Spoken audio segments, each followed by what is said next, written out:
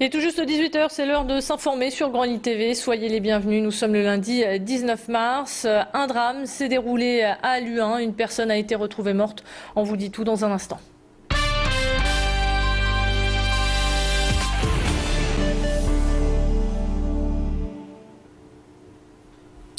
Un drame s'est déroulé aujourd'hui à Halluin. La rue Georges Bizet a été le théâtre d'une scène de violence. Un homme d'une cinquantaine d'années a été retrouvé mort dans sa maison.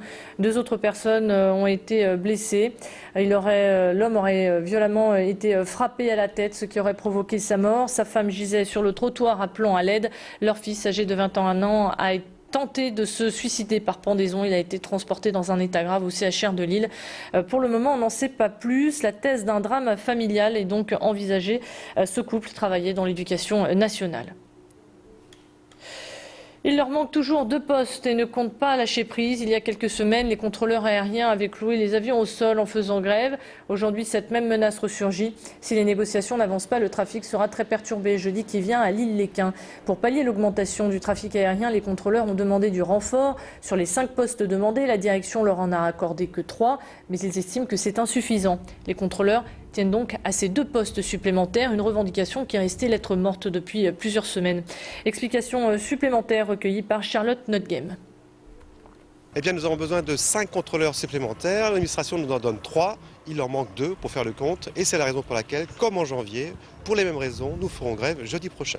Si le mouvement de grève est aussi bien suivi qu'en janvier, eh bien, jeudi matin, 7 h du matin jusqu'à vendredi matin, 7 h du matin, aucun avion n'atterrira et décollera de l'aéroport de Lille-les-Quins.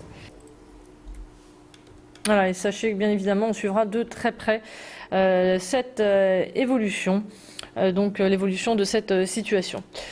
Jusqu'à dimanche se déroule la 2e édition de la Semaine de l'Industrie. À cette occasion, des élèves de l'école Viala à Lille et des étudiants de l'ESSAT à Roubaix ont visité une usine de canapés du groupe Home Spirit à Marc-en-Barœul. Ils ont pu découvrir toutes les étapes de la chaîne de fabrication, de l'atelier de couture à la phase finale d'assemblage. Une visite qui peut susciter des vocations. En tout cas, les jeunes sont ressortis sourire aux lèvres. Cette entreprise nordiste a passé donc des moments assez difficiles, notamment lors de la crise qui perdure encore. Et pour la dépasser, cette crise, eh bien, cette entreprise a privilégié la qualité et la main-d'œuvre locale. On écoute à ce sujet le président du directoire au micro de Macha Grunessen. On est sûrement un des acteurs primordiaux français sur la fabrication de canapés. Il y en a malheureusement plus beaucoup aujourd'hui, puisque beaucoup ont disparu suite à beaucoup d'achats dans les pays étrangers. Donc on est plus très nombreux au niveau de la profession. On a une usine qui est un petit peu particulière dans le sens où on a depuis le début privilégié le style, la fabrication locale et la personnalisation en fait des produits. Peut-être ce qui nous a permis aussi de passer cette crise.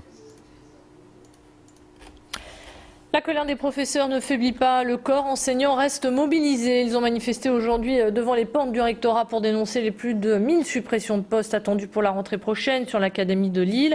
Cette nouvelle vague concerne essentiellement les lycées professionnels. Les professeurs et les parents d'élèves dénoncent la casse de l'éducation nationale. Charlotte Notgem, notre journaliste, était sur place pour Grand Lille TV.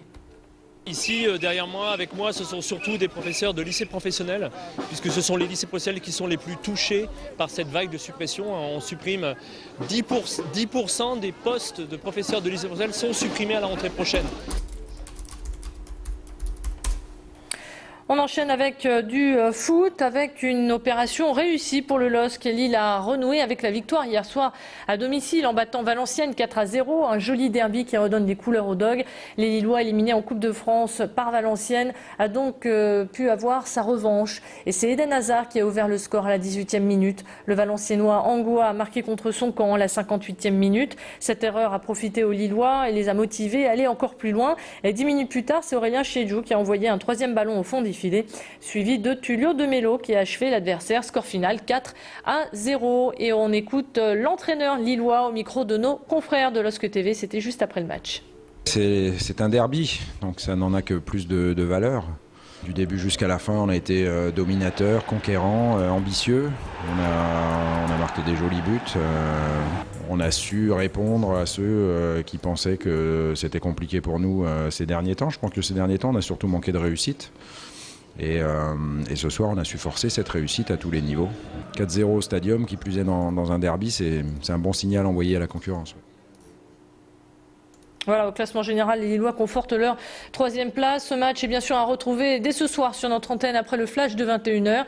Et puis prochaine rencontre pour les Lillois, ce sera samedi. Les Dogs se déplaceront à Évian pour le compte de la 29e journée de Ligue 1. On enchaîne avec la culture. Dans cette édition, on vous présente le dernier spectacle de Caroline Carlson. Après le succès de We Were Horses, la chorégraphe vous invite à découvrir Synchronicity. Inspirée par la spiritualité bouddhiste, Caroline Carlson a détaillé les moments d'une vie à travers 9 danseurs. Une naissance, la perte d'un être cher, mais elle retrace aussi toutes les expressions et les sentiments que l'on rencontre, à savoir la joie, la peine, le regret ou encore la folie.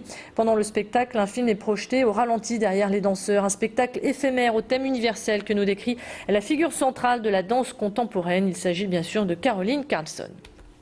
Faire dans mon travail, pour le public, il dit « Ok, c'est ça, exactement. » Mais, comme notre mémoire, c'est flou. C'est un blur. Cette pièce aussi, c'est éphémère. Mais tu touches la réalité, entre la réalité et le rêve. Bonne chance pour le spectateur. La Synchronicity à découvrir du 4 au 6 avril au Colisée de Roubaix. C'est la fin de ce flash. Restez avec nous. Une bonne nouvelle vous attend. Ce sera pour vos prévisions météo.